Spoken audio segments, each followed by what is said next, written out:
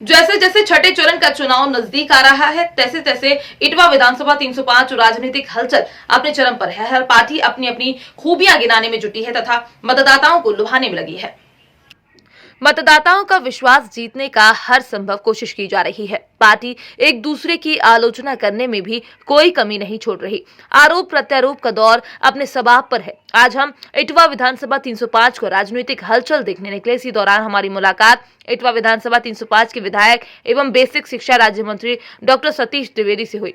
वे अपने travel sucker के साथ डोर टू डोर जनसंपर्क कर रहे थे। 10 बजे से ये दौर शाम तक चलता रहा। उन्होंने मनकरी, मनकर, हरैया आदि का भ्रमण किया। इसी बीच हमारी बातचीत माननीय मंत्री जी से हुई। हमने उनसे जानने का प्रयास किया कि बीएड टेट संघर्ष मोर्चा लगातार हमलावर है। उनका कहना है कि उनके अधिकारों का हनन हो रहा है, तो माननीय मंत्री जी कुछ भी बोलने से बचते हुए दिखाई पड़े।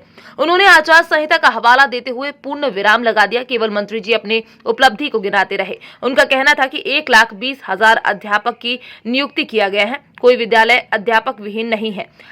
जब हमने जानना चाहा कि हाल ही में छात्रों के ऊपर बर्बरतापूर्ण लाठीचार्ज हुआ, तो उन्होंने इसे कानून की दुहाई देते हुए खत्म कर दिया। कुछ मतदाता हाँ में हाँ मिलाते दिखाई पड़े, तो कुछ बहुत ही नाराज दिखाई पड़े। जैसा कि हमारे बीच में हमारे बेसिक शिक्षा राज्य मंत्री डॉक्टर सतीश चंद्र द्विवेदी जी उपस्थित हैं, मैं माननीय द्विवेदी जी से कुछ प्रश्न पूछना चाहूँगा। माननीय द्विवेदी जी, डॉक्टर साहब, जैसा कि बीएड टेट मोर्चा बराबर हमलावर है, वह तमाम तरह की बातें सोशल मीडिया पर फैला रहा है कि उन्हें रोजगार नहीं दिया जा रहा है, उन्हें उनका अधिकार नहीं दिया जा रहा है। इस संदर्भ में माननीय मंत्री जी, आपका क्या कहना है? इस संदर्भ में आप उन अभ्यर्थियों से क्या कहेंगे जो कि अपने आप को नाराजगी जता रहे हैं, उनसे आप क्या कहना चाहेंगे? चुनाव की आचार संहिता है, इसलिए बेसिक शिक्षा मंत्री के रूप में विभाग के बारे में कोई नीतिगत बयान में नहीं दे सकता जी। इतना जरूर कहना चाह रहा हूं कि पिछले 5 साल में उत्तर प्रदेश की योगी सरकार ने 5 लाख नौजवानों को प्रत्यक्ष रूप से सरकारी नौकरी दी है, और जिसमें से 1.5 लाख लोगों को केवल शिक्षक बनाया है, और उसमें से भी बेसिक शिक्षा में 1,20,000 से अधिक लोगों को नौकरी मिली है। और उसी का परिणाम है कि आज उत्तर प्रदेश के किसी भी सरकारी स्कूल में शिक्षक की कमी नहीं है, कोई विद्यालय शिक्षक विहीन नहीं है। और अभी अभी जो लोक कल्याण संकल्प पत्र भारतीय जनता पार्टी ने जारी किया है, उसमें आने वाले 5 वर्षों में भी बड़ी संख्या में उत्तर प्रदेश के नौजवानों को रोजगार देने की बात कही है जी। तो यहाँ पे बीएड संघर्ष मोर्चा ना आचार संहिता चल रही है, इसलिए कोई बयान नहीं दे सकते जी। तो आप जनता के बीच में आए, जनता से आप क्या कहना चाहेंगे? जनता के लिए आप क्या कहना चाहेंगे? देखिए, जनता से मैं यही निवेदन करना चाहूँगा, जनता बहुत समझदार है, जनता बहुत पारखी नज़रों से सभी राजनीतिक दलों और सभी सरकारों का मूल्यांकन करती है।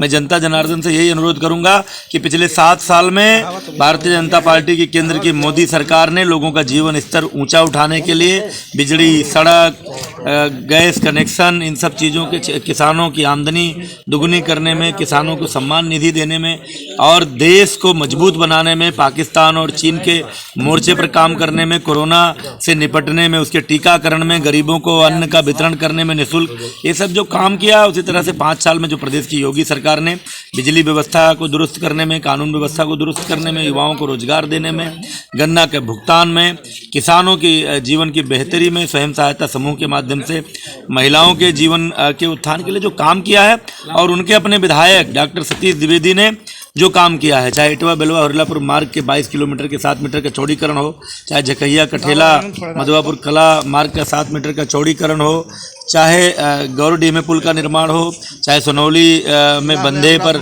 8 करोड़ से अधिक लागत का बाढ़ से बचाव का कार्य हो, चाहे